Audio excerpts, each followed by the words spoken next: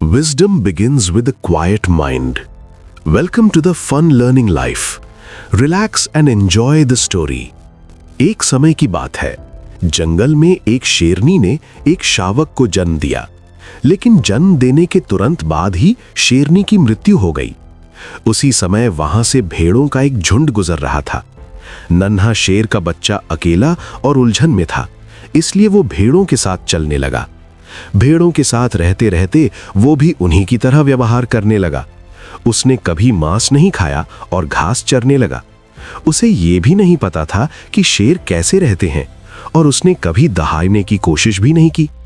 भेड़ों से घिरा हुआ वो खुद को भी एक भेड़ ही समझने लगा। समय बीतता गया और वो शेर का बच्चा बड़ा होकर एक जवान शेर बन गया, लेकिन वो अभी भी खुद को भेड़ ही समझता था। एक दिन एक बूढ़े शेर ने उसे देखा। वो हैरान रह गया कि एक जवान शेर भेड़ों के साथ क्यों घूम रहा है। बूढ़े शेर ने सच्चाई जानने का फैसला किया। उसने भेड़ों के झुंड पर हमला किया और सारी भेड़ें डरकर भाग गईं। जवान शेर भी उनके साथ भागने लगा। थोड़ी देर पीछा करने के बाद बूढ़े शेर ने उसे पकड़ लिया। जवान शेर कांपते हुए बोला, कृपया मुझे छोड़ दीजिए, मैं तो एक साधारण भेड़ हूं।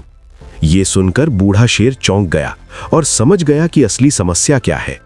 वो उसे धीरे से नदी के किनारे ले गया और बोला, पानी में अपना चेहरा देखो। नदी के शांत और साफ पानी में जवान शेर ने पहली बार अपना प्रतिबिंब देखा। वो भेड़ जैसा नहीं दिख रहा था, वो एक शेर जैसा दिख रहा था। उसी क्षण उसे सच्चाई का एहसास हुआ। वो वास्तव में एक शेर था। ये समझते ही उसने एक जोरदार दहाड़ लगाई जो पूरे जंगल में गूंज उठी। उस दहाड़ ने उसे उसकी असली पहचान और ताकत का एहसास करा दिया। उसे अपने अंदर एक ऐसी शक्ति महसूस हुई जो उसने पहले कभी महसूस नहीं की थी। भेड़ की तरह जीना उसकी असली सच्चाई नहीं थी, वो सिर्फ एक मानसिक भ्रम था। इस कहानी का संदेश, ये कहानी हमें एक गहरा संदेश देती है।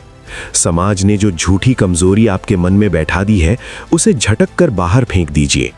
आप भी इस कहानी के शेर की तरह हैं, जो भेड़ों के बीच रहकर खुद को कमजोर समझने लगता है।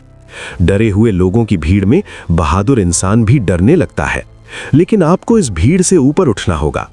अपनी असली सामर्थ्य को पहचानिए और अपनी असली शक्ति को अपनाइए। जब आप ऐसा करेंगे तो आप भी शेर की तरह दहाड़ेंगे और अपने असली स्वरूप को पहचान लेंगे।